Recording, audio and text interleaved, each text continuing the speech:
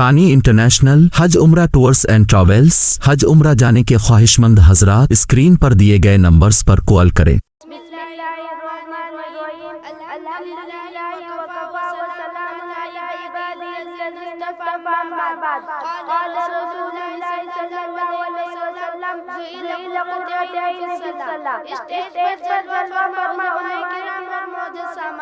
میں آپ کے سامنے نماز کے موضوع پر مختصراً اظہار خیال کرنا چاہتی ہوں۔ دعا کیجیے اللہ تعالیٰ ہم سب کو اس پر عمل کرنے کی توفیق عطا فرمائے، آمین۔ حضرات، نماز دین اسلام کا دوسرا عظیم ترین ستون اور ایمان کے بعد سب سے پہلا رکن ہے۔ نماز سب سے بڑی عبادت ہے۔ جس کی زندگی میں نماز ہے اس کی زندگی میں برکت ہے، عزت اور راحت اور سکون ہے۔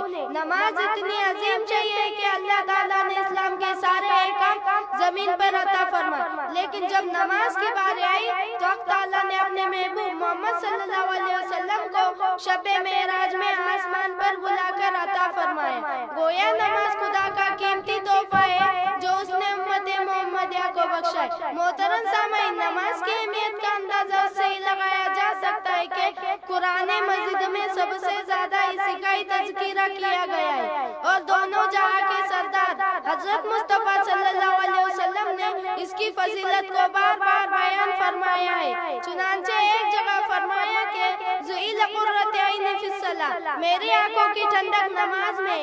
ایک حدیث میں فرمایا الصلاۃ عماد الدین، نماز دین کا ستون ہے، جس نے اسے قائم کیا اس نے دین کو قائم کیا، اور جس نے اسے قائم نہ کیا اس نے دین ہی کو ڈھا دیا۔ آپ صلی اللہ علیہ وسلم نے فرمایا جب بچہ 7 سال کا ہو تو اسے نماز کا حکم کرو، جب 10 سال کا ہو جائے تو اسے نماز چھوڑنے پر مارو۔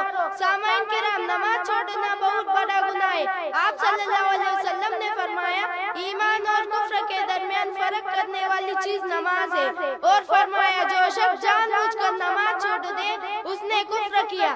اس کا مطلب یہ بھی ہو سکتا ہے کہ نماز چھوڑنے والوں کو موت کے وقت کلمہ نصیب نہ ہو اور کفر پر موت آ جائے، نعوذ باللہ۔ میرے بھائی اور بہنوں، یہ نماز جس طرح دنیا میں عزت کا ذریعہ ہے اسی طرح آخرت میں اہل ایمان کی پہچان ہوگی۔ نماز کے واسطے وضو کرنے والے کا وہ حصہ جو وضو میں دھویا جاتا ہے ان پر نور چمک رہا ہوگا، پھر سب کے نفسی نفسی کا عالم ہوگا۔ نافرمانوں کو فرما برداروں سے عالم کرنے کے لیے سجدے کا حکم دیا جائے گا، مگر وہ لوگ نافرمان تھے اور سجدہ نہیں کرتے تھے، ان کی کمر میں تختہ لگا دیا جائے گا جس کے سبب وہ سجدہ نہیں کر سکیں گے۔ اس طرح بے نمازیوں کو محشر میں سب کے سامنے ذلیل و خوار ہونا پڑے گا۔ آئیے عہد کریں، آج سے ہم نماز کی پوری پابندی کریں گے انشاءاللہ، وما علینا الا البلاغ۔